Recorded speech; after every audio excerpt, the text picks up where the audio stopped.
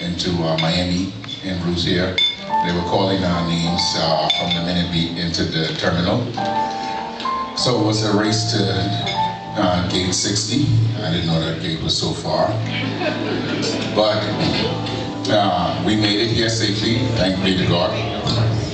You like a typical, okay, I didn't say typical man, but you missed quite a few steps. We got into Miami, then we had to go to all the stores to make sure we had all those things on the table. But I want you to tell them what happened in immigration. I was getting to that because we, I got, okay, yes. I got into immigration, and since this is the Clarke family and Bishop Clarke's celebration, I had an interesting question thrown at me in immigration, and I was looking at this young lady, and my wife was there, and she was a little nervous, and after my wife left, she turned around to me and she said, "Excuse me, sir, can I ask you a personal question?" I said, okay. And she said, "I'm filling out this form. Can you tell me when they have your family name? I have to put all my family name on this paper. Because they got John, Sam, Leroy, Bob, Harry, but Leroy. If I put Leroy name on this paper," she said, "they're not gonna let me into this country because Leroy is a bad man." I said, okay. I then proceeded to turn around, and I said she wanted to ask me another question. I said, "Excuse me, no. Can I give you $20 to get ahead of you? Because after you go through immigration, it's gonna be pretty difficult for the rest of us in this line." Our point tonight being that I'm sure that with the Clarke family, no one will have to ask that question going through customs or immigration, because we know that if Bishop is the leader of the Clarke family, then everybody must be in order. We all in order, Glenn? Yes, ma'am. Yes. But it was just the humor of the lady figuring that if she put Leroy name on the paper, she's not gonna get through. But tonight we want to pay respect to Bishop tonight. It's been over a decade. I'm getting, if Bishop is, and if Bishop is not old, he's just a mature man. His hair ain't even gray. So we will never tell how old he really is.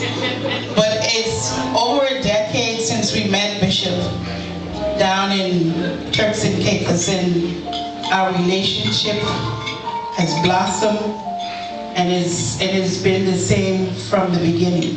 I found him to be a humble man, a loving man, and a very caring man who goes out of his way for you. Even with the little things, he's very grateful. And tonight I I don't have a hat on, but I salute you, sir, on your 70th year. It's just like you're 40. You're running company with these boys you have.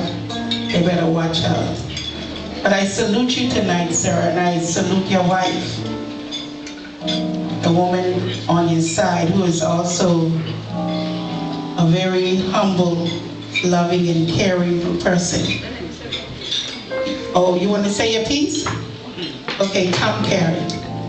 But tonight I salute you, Bishop, and I pray that God would allow you to see many, many more years, which I know He will, because you're still strong and running strong. And with the Spirit of God on your life, you must live to at least 150. I call 150 on you. Y'all ready for 150? Yes. I don't know if he's going to be still calm and collective, but 150. Good evening, everyone. Good evening. Most of you call him Bishop, or most of you called him a friend, but I called him my dad because it was like I was adopted into this family.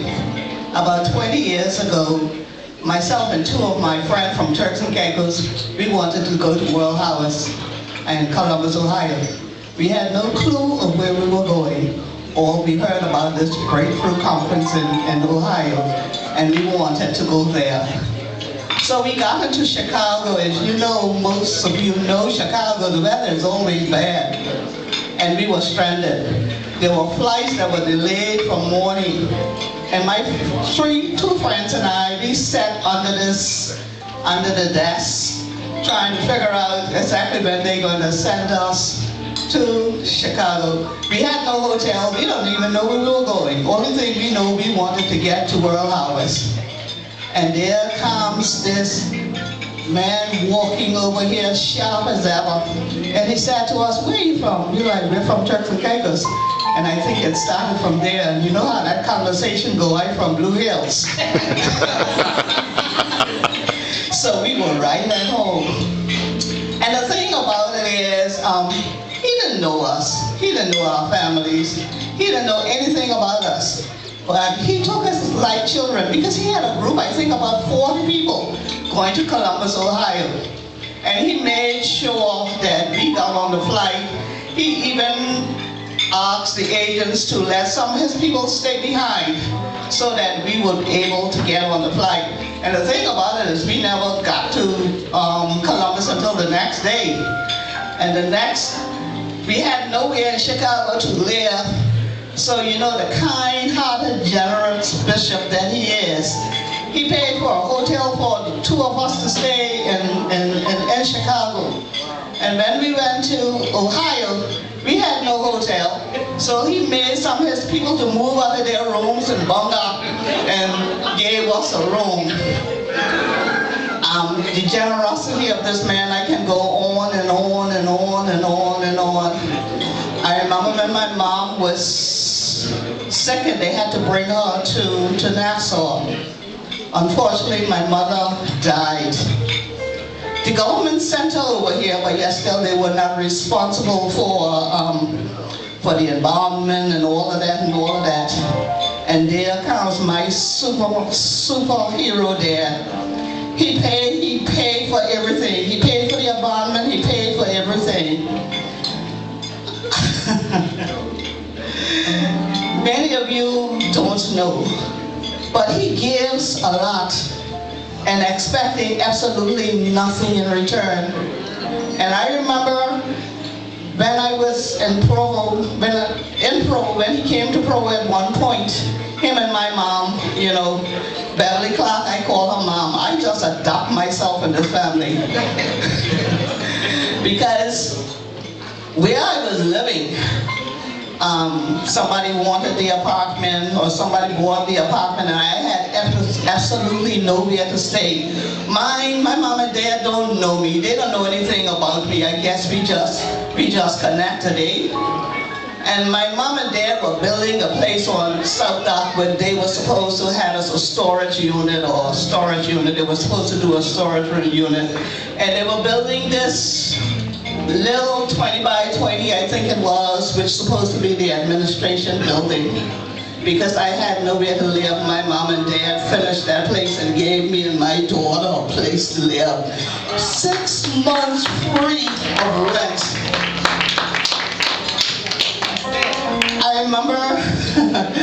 remember before my mom died and they came to the hospital to see her, they said to them, you know, they said to her, "Take care of my child." And I can tell you, not a day have they ever failed that task. And I believe my mom looked down from heaven and see my guardian angels. And tonight, publicly, I want to say, I love you so much. You have always been there for me. The difficult times and the hard times, you made sure that I was straight. And I thank God for you. And I pray, Dad, that God bless you abundantly above more than you can ever ask or think. And may his peace be with you always. I love you guys.